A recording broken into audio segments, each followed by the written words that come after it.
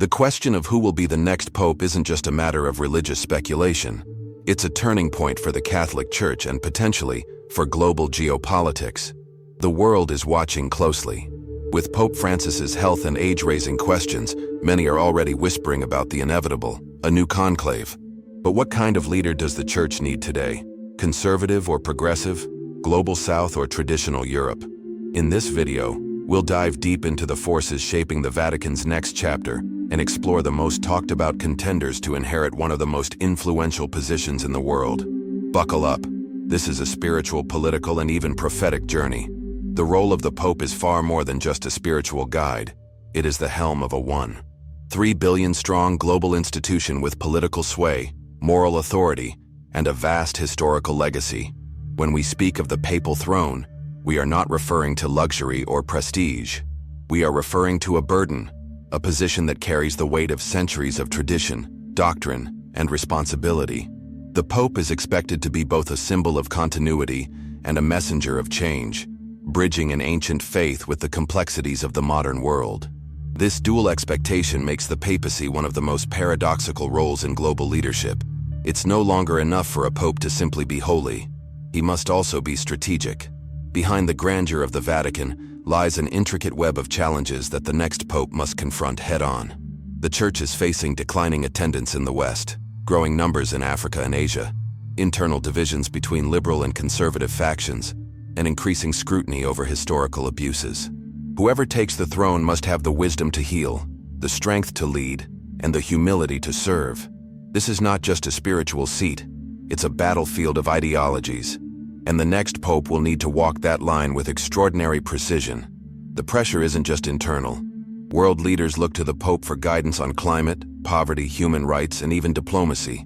Think about it. When few other leaders are trusted across nations and creeds, the Pope often becomes the planet's moral compass. But to fulfill that role in the 21st century, the next Pope must have more than charisma. He needs vision, strategy, and most importantly, an understanding of the shifting sands of modern global dynamics. This makes the selection process much more than symbolic. It's a calculated decision with long-term consequences. What makes this upcoming transition even more critical is the fact that Pope Francis has redefined the papacy in many ways. He's broken protocols, emphasized mercy over judgment, and brought the Church closer to the marginalized. But this reformist legacy has also stirred strong opposition. Many conservative voices within the Church feel that traditional teachings have been sidelined. This tension creates a dramatic backdrop for the next election. Will the next pope continue Francis's path, or revert to a stricter orthodoxy? That is the battle quietly being fought in the corridors of the Vatican. There is also the unique fact that Pope Francis's papacy might not end in death. Since the historic resignation of Pope Benedict XVI, the idea of a pope stepping down is no longer unthinkable. This has fundamentally altered the perception of papal permanence. If Francis resigns, the next conclave could be influenced by a living former pope, something that raises theological and political questions never before fully addressed in Church history. It opens up a fascinating twist. Could the next pope be chosen not just by tradition, but by influence from a living predecessor? Imagine the internal Vatican dynamics today. Cardinals and bishops are quietly positioning themselves, analyzing public perception, and preparing for what could be the most pivotal conclave in decades. These are men of faith, yes, but also of politics, alliances, and long-term visions. The selection of the next pope is not random. It's the culmination of silent campaigns, whispered debates, and calculated influence. And as this invisible chessboard plays out behind closed doors, the eyes of the world remain fixed on one simple question: who will sit on the throne? If you find yourself intrigued, don't stop here. This is only the beginning. In the next part, we'll explore how the papal conclave really works, a process wrapped in secrecy, tradition, and divine inspiration. So stay with us, and if you haven't already, subscribe now and turn on notifications so you don't miss a single part of this deep dive. Because what happens inside the Sistine Chapel will soon impact the entire world. When the doors of the Sistine Chapel close and the cardinals gather for a conclave, the world watches with a blend of mystery and awe. This ancient ritual, veiled in secrecy, is as much a political process as it is a spiritual one.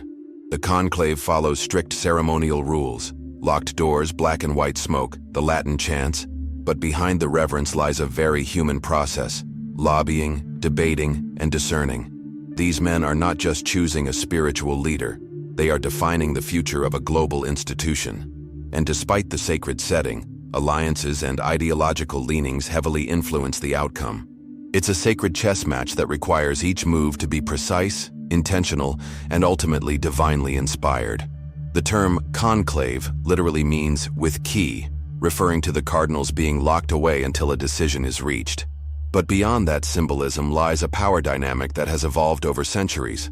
While many imagine divine revelation as the guiding force, it is also shaped by geopolitical interests, theological battles, and personal ambitions.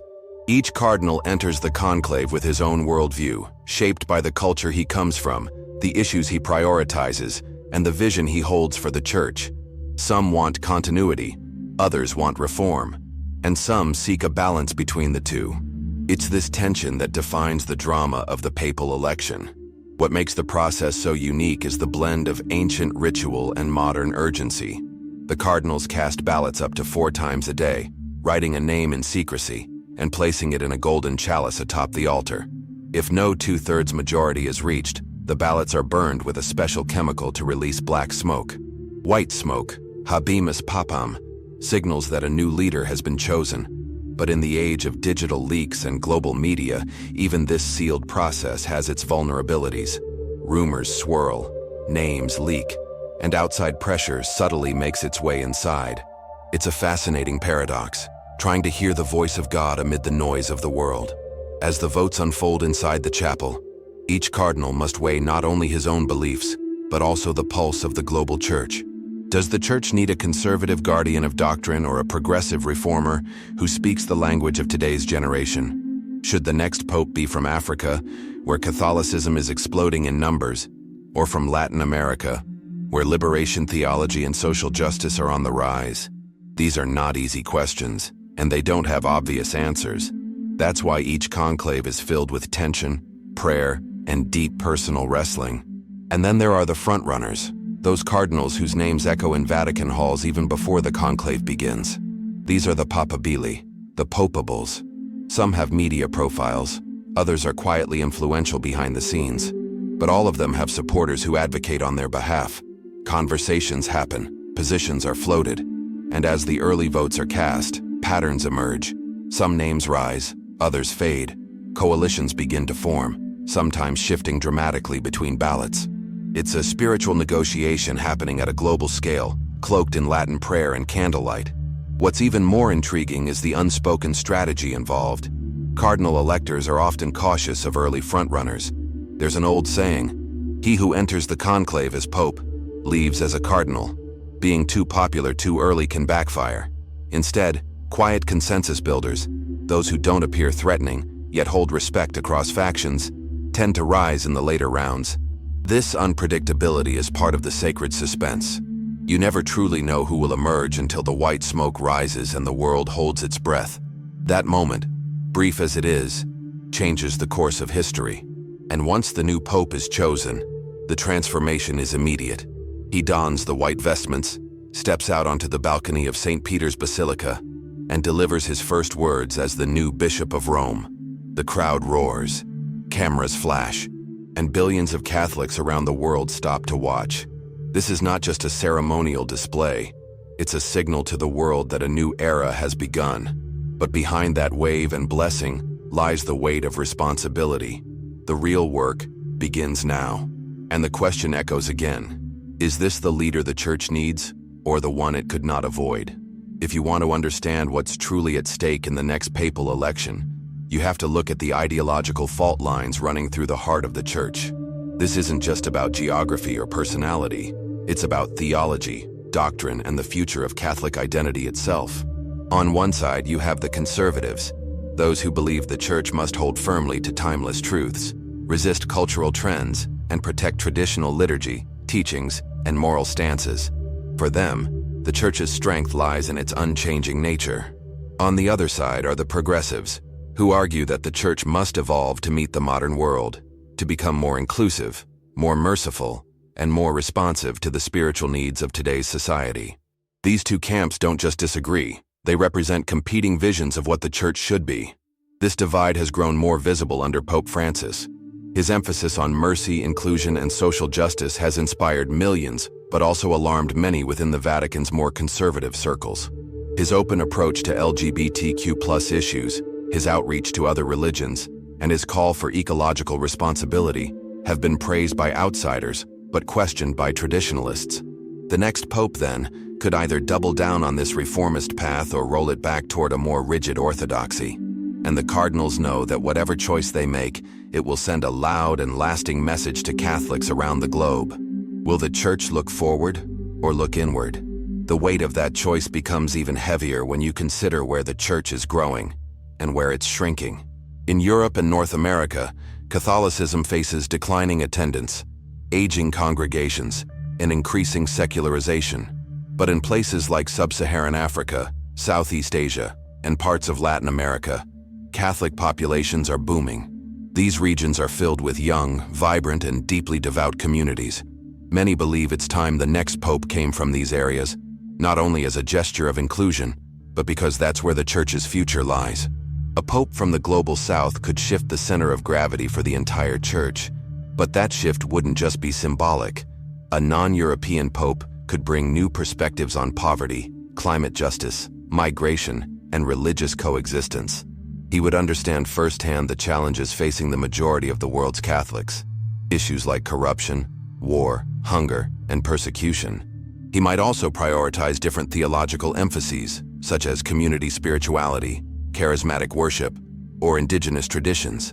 Such a pope could inspire millions and re-energize parts of the Church that have long felt underrepresented. But he might also face resistance from the old guard in Rome, who see such moves as threats to tradition and control. And yet, even among reform-minded cardinals, there is caution. Change in the Church moves slowly, by design. It is structured not to bend to the culture of the moment, but to stand the test of centuries. The next pope, therefore, must find a way to balance urgency with timelessness. He must speak the language of today while staying anchored in the truths of yesterday. That kind of leader is rare. It requires more than charisma. It demands spiritual depth, political wisdom, cultural fluency, and personal integrity.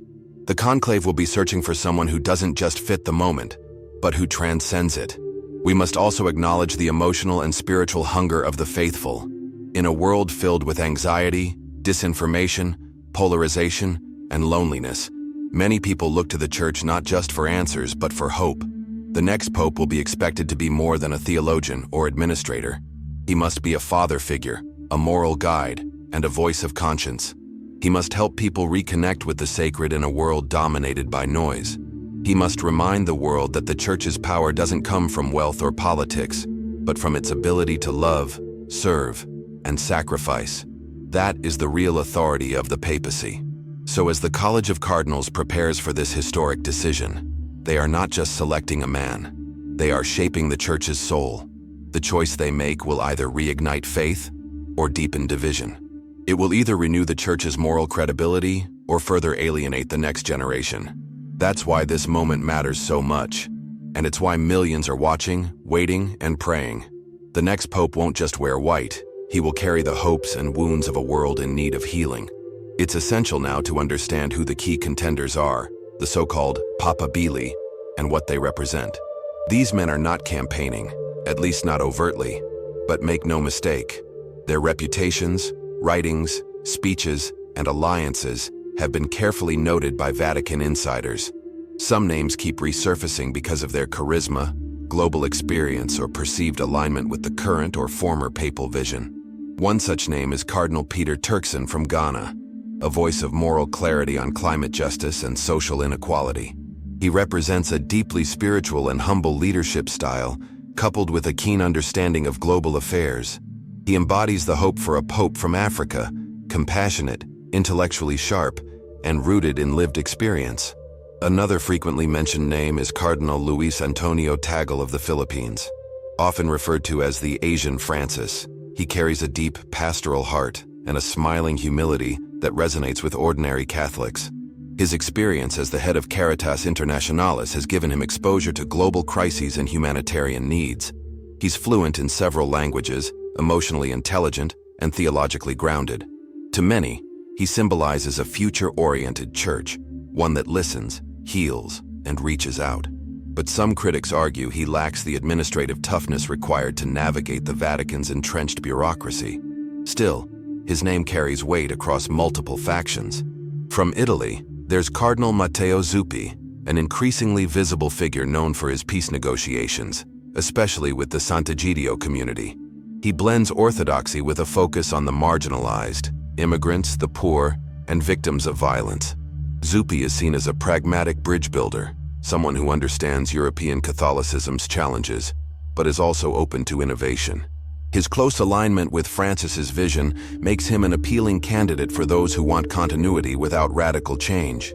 But others may see him as too aligned, potentially lacking the independent stance some factions desire. Then there's Cardinal Christoph Schönborn from Austria, a theological heavyweight who helped craft the Catechism of the Catholic Church. He's respected for his intellectual rigor and calm demeanor.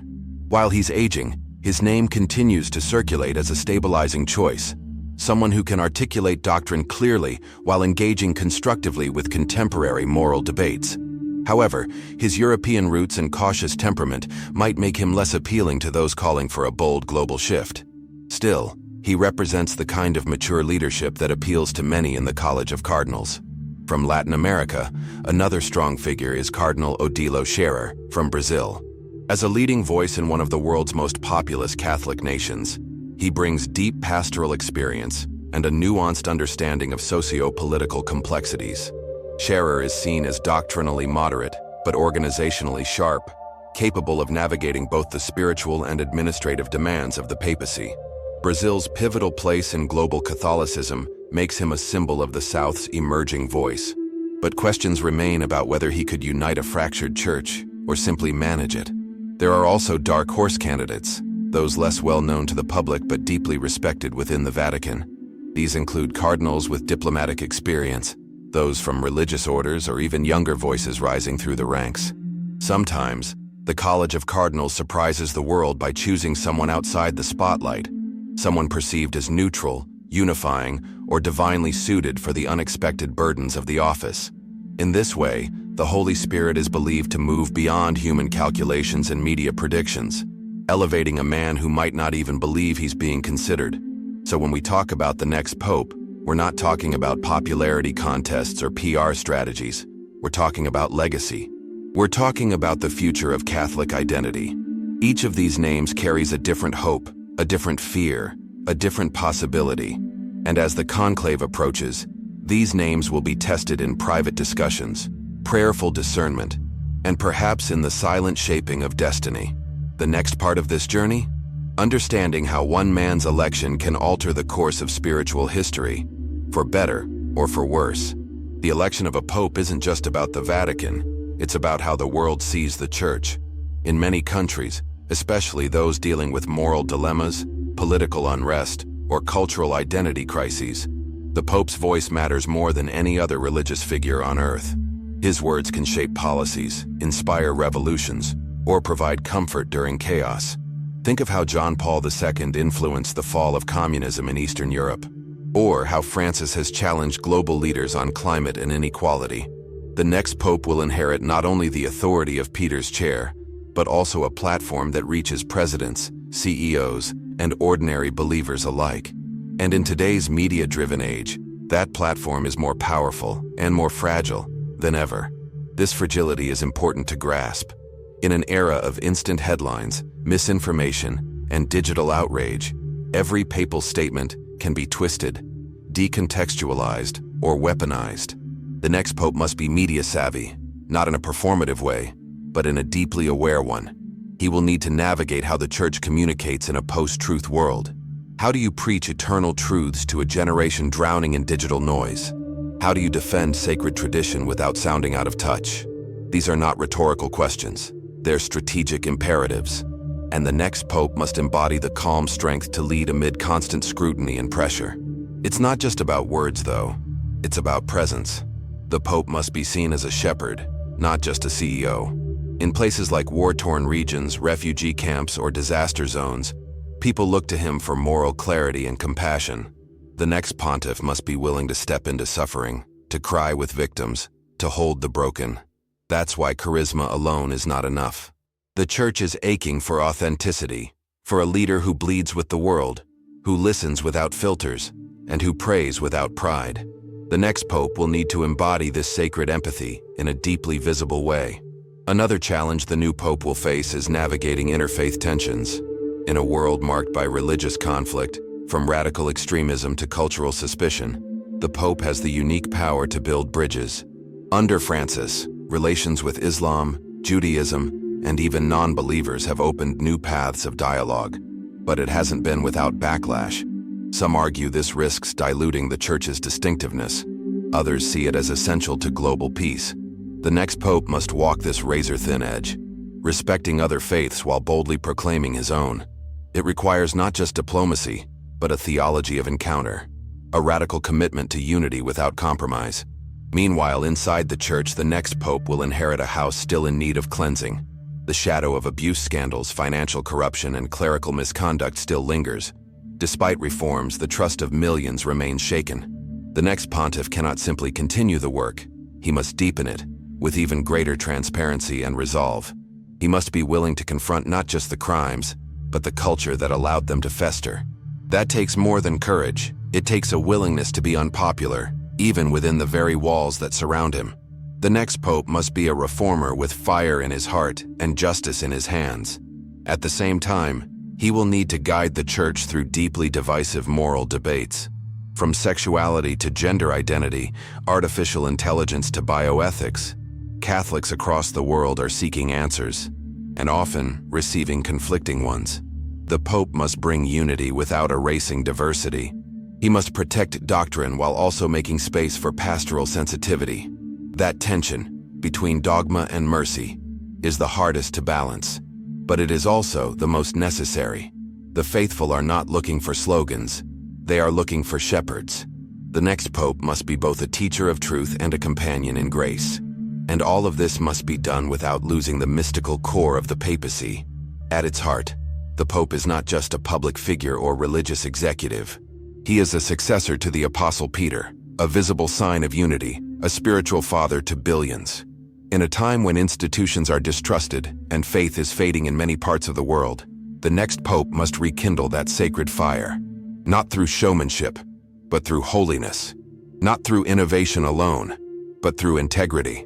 The papacy is not a brand, it is a call, and the man who answers that call must do so with trembling hands and a heart anchored in prayer. We must now consider the cultural gaps the next pope must bridge. The Catholic Church spans every continent, language, and class structure. It speaks to both urban intellectuals and remote villagers, to billionaires and the destitute. This diversity is its strength, but also a source of tension. A homily that resonates in Germany may sound offensive in Nigeria. A pastoral policy in Italy might be irrelevant in Indonesia. The next pope must be profoundly global, not just in origin, but in mindset. He must understand nuance, embrace subsidiarity, and allow for local expression of universal truths. That kind of leadership is not about control, it's about trust. This requires emotional intelligence as much as theological expertise. The Pope will need to listen more than he speaks, especially to marginalized voices within the Church. Women, indigenous peoples, survivors of abuse, divorced and remarried Catholics, LGBTQ+ believers. These communities have often felt unheard or unseen. The next pontiff must embody the tenderness of Christ to them without compromising the integrity of doctrine. That tension, of being both prophetic and pastoral, is what will define his legacy. It will also determine whether millions stay or leave the Church in the coming decade. Economically, the Church itself faces massive shifts. While Vatican wealth is legendary, its financial infrastructure has long been plagued by mismanagement and scandal. The next pope will have to be a CEO of sorts, ensuring ethical stewardship, demanding accountability, and modernizing systems without surrendering to corporatism. Money in the Church must serve mission, not the other way around. The Pope must lead the charge to simplify, purify, and reorient the Church's financial systems toward service and evangelization. That will mean facing resistance from within, but it will also restore credibility from without. In geopolitical terms, the papacy is now an actor on the world stage. From Ukraine to China, from Africa to the Amazon, the Pope is seen not just as a moral leader, but a geopolitical figure. Francis has opened controversial dialogues with Beijing, spoken out against Putin, and intervened diplomatically in global conflicts. The next Pope must carry on this legacy, or redefine it. Either way, he must understand international power structures and speak prophetically to them. Silence is no longer an option. The Church must be a voice for the voiceless, not a whisper among the powerful. That is the prophetic mission of the next pontiff. The next Pope must also confront one of the most invisible yet dangerous forces facing the Church: apathy. Millions of baptized Catholics no longer attend Mass, no longer pray, no longer believe. Some are angry. Most are simply indifferent. They don't hate the Church. They've just stopped seeing its relevance. This crisis of meaning is deeper than politics or theology. It is existential, and no policy alone can fix it. Only a Pope who radiates spiritual authenticity, who reminds people of the transcendent beauty of God, can reignite that lost flame. That is perhaps the greatest challenge of all. This is why the question of who becomes Pope is not about celebrity, style, or charisma. It's about whether this man can serve as a vessel, empty of ego, full of grace, open to the Spirit. He must be someone who can weep over the wounds of the Church and still believe in her resurrection. Someone who can stand firm in doctrine but kneel in compassion. Someone who understands that leadership in the Church is not about power, but about washing feet. That paradox is the heart of papal ministry, and the man who embodies it will shape history, for better or for worse. In the next chapter of this story, the world doesn't need another celebrity pope. It needs a saint. Not a flawless man, but a faithful one. A leader who is bold in truth and tender in love. Someone who can hold together the old and the new, the broken and the beautiful. That is the call that now echoes through the halls of the Vatican. And soon, behind closed doors, that call will be answered. Until then, the world waits. With hope, with anxiety, and with prayers that the Spirit will move once again. As the white smoke rises and the bells of St. Peter's ring out across Rome, a new chapter begins. Not only for the Catholic Church, but for the entire world. The question is no longer if a new pope will come, but when, and more importantly, who. In a time of division, doubt, and spiritual hunger, the next pope must do more than lead. He must unite, inspire, and shepherd a generation searching for meaning. He must become a light in the darkness, a voice of clarity in the chaos. This is not a ceremonial transition. It is a divine moment, and it demands our attention, our prayers, and our hearts. So now I ask you, what kind of church do you believe in? What kind of leadership do you long for? And are you ready to be part of this journey? Not as a spectator, but as someone who walks with Christ through every chapter of his church. If this message stirred something in you, then this is your moment to act. Don't let this be just another video. Let it be a spark in your soul. Subscribe to the channel and follow Jesus with boldness, clarity, and purpose. Be part of a global family that refuses to give up on truth, on hope, and on love. The Church is not a building. It is not politics. It is not tradition alone. The Church is people, imperfect, searching, redeemed. And the Pope, whoever he may be, is not the solution to every problem, but he is a symbol of unity, a guidepost, a servant of the servants. So pray for him, support him, and ask yourself how you too are being called to leadership, right where you are. Because revival doesn't start in Rome. It starts in hearts that say yes to the call of God. To everyone who's watched until the end, thank you. Your time, your focus, and your openness mean more than you know.